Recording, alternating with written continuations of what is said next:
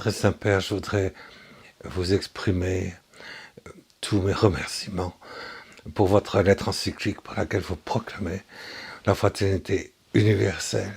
Nous sommes tous frères, hein.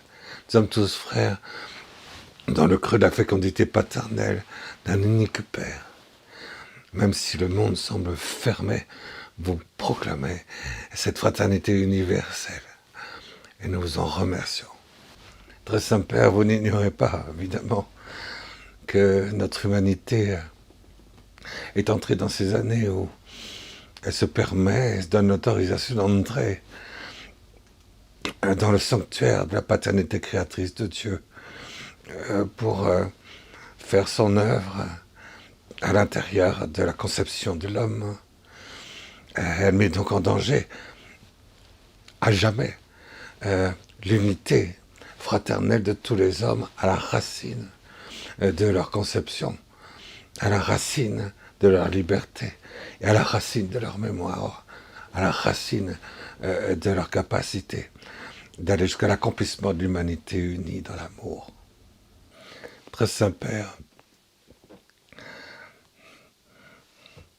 je viens aujourd'hui vous supplier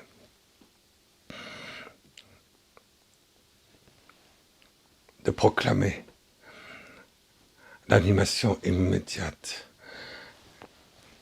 dans le principe primordial du processus embryonnaire. C'est maintenant que cette proclamation doit être faite comme le point d'orgue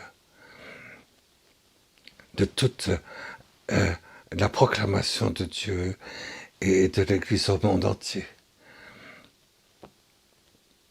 pour réaliser que la source de la paternité de Dieu dans la mémoire et les racines de tous les êtres humains est désormais ouverte pour son accomplissement.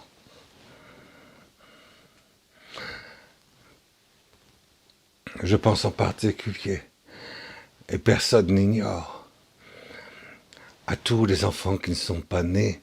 Ils sont des centaines et des centaines et des centaines de milliards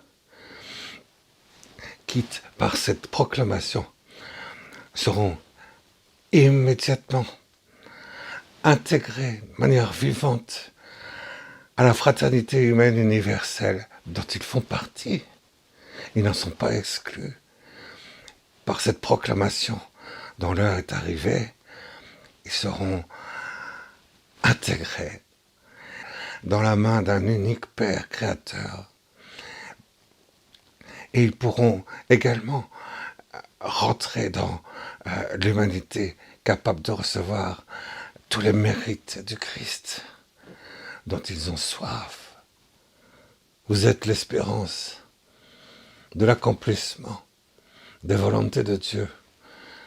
J'en suis certain.